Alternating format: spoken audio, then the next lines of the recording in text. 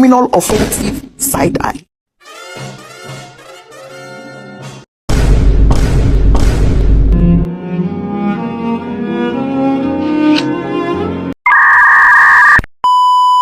Assalamualaikum warahmatullahi wabarakatuh. Halo teman-teman, perkenalkan nama saya Halifah Almadana dengan NIM 50900123036.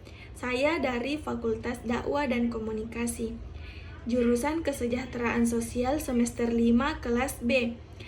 Alasan saya membuat video ini yaitu untuk mengumpulkan tugas mata kuliah Psikologi Sosial bagi Kesejahteraan Sosial dari dosen pengampu Dr.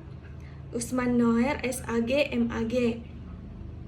Di sini saya akan membahas 3 materi, yaitu yang pertama pengertian psikologi sosial, yang kedua objek kajian psikologi sosial, dan yang ketiga metode-metode dalam psikologi sosial. Langsung saja yang pertama, pengertian psikologi sosial. Psikologi sosial adalah salah satu cabang ilmu psikologi yang mempelajari hubungan antara individu dengan lingkungan sosialnya. Ilmu ini meneliti bagaimana pikiran, perasaan, perilaku seseorang dipengaruhi oleh kehadiran orang lain, baik secara langsung, misalnya melalui interaksi, maupun tidak langsung, misalnya melalui norma dan budaya. Yang pertama, definisi menurut para ahli. Golden Alport, psikologi sosial adalah ilmu yang mencoba memahami bagaimana pikiran, perasaan, dan perilaku individu dipengaruhi oleh kehadiran orang lain. Yang kedua, Baron dan Biren, psikologi sosial mempelajari pemikiran, pengaruh, dan hubungan sosial antar manusia.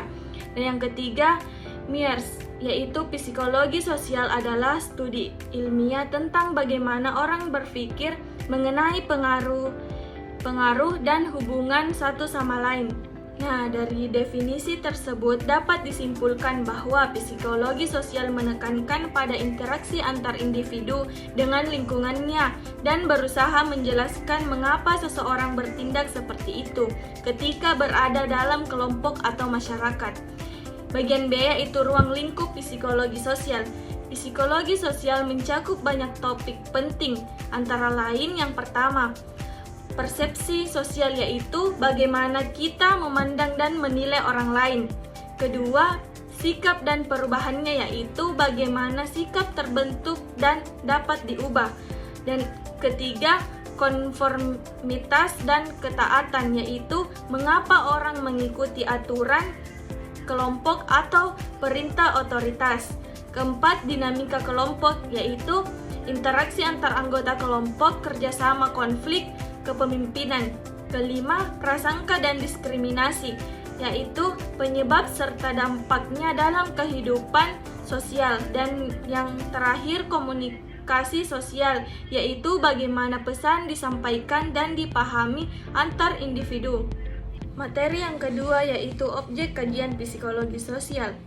Objek kajian psikologi sosial adalah individu dan bagaimana ia bertingkah laku dalam lingkungan sosial. Fokusnya bukan hanya pada individu itu sendiri, tetapi hubungan timbal balik antar individu dengan kelompoknya. Bagian A, individu dalam konteks sosial. Manusia adalah makhluk sosial, sehingga perilaku selalu dipengaruhi oleh kehadiran orang lain. Contohnya, cara berpakaian seseorang bisa dipengaruhi oleh tren sosial. Seseorang cenderung berperilaku sopan ketika berada di tempat umum karena ada norma sosial. Bagian B, pengaruh sosial terhadap perilaku individu. Pengaruh sosial berbentuk norma sosial, yaitu aturan tak tertulis yang membimbing perilaku, misalnya budaya memberi salam. Tekanan kelompok, konformitas, yaitu kecenderungan menyesuaikan diri agar diterima di kelompok. Pengaruh persuasi, yaitu perubahan sikap akibat bujukan atau komunikasi. Yang terakhir, kekuatan sosial, yaitu pengaruh dari otoritas atau pemimpin. Materi ketiga yaitu metode-metode dalam psikologi sosial. Untuk memahami perilaku manusia, psikologi sosial menggunakan berbagai metode penelitian yang sistematis agar hasilnya ilmiah dan bisa dipertanggungjawabkan. Bagian A, metode eksperimen.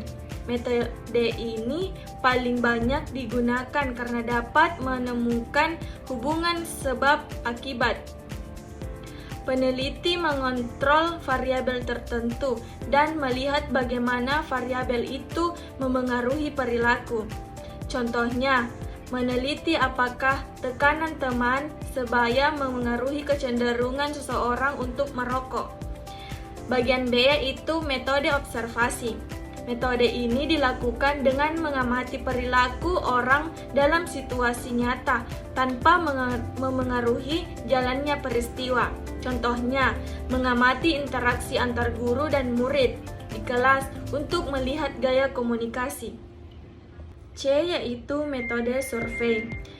Mengumpulkan data dari banyak orang melalui kuesioner atau wawancara untuk mengetahui pandangan, sikap, dan pendapat mereka. Contohnya, survei sikap masyarakat terhadap program vaksinasi nasional. D. Metode studi kasus. Menggali secara mendalam kasus tertentu, bisa berupa individu atau kelompok kecil, untuk memahami fenomena sosial yang unik. Contohnya, studi mendalam tentang pengalaman seorang korban perundungan dan dampaknya terhadap kesehatan mental. Metode-metode ini saling melengkapi. Observasi memberi gambaran awal, survei memberikan data yang luas, sedangkan eksperimen menguji hubungan sebab akibat, dan studi kasus memperdalam pemahaman pada kasus unik. Jadi kesimpulannya adalah psikologi sosial memegang peran penting dalam memahami perilaku manusia dalam masyarakat dengan mengetahui bagaimana lingkungan sosial memengaruhi individu. Kita bisa menciptakan interaksi sosial yang lebih sehat, mengurangi konflik, serta meningkatkan kerjasama dalam kelompok atau komunitas. Sekian pemaparan materi dari saya, kurang dan lebihnya mohon dimaafkan. Wassalamualaikum warahmatullahi wabarakatuh. Aku pilus ning Kediri.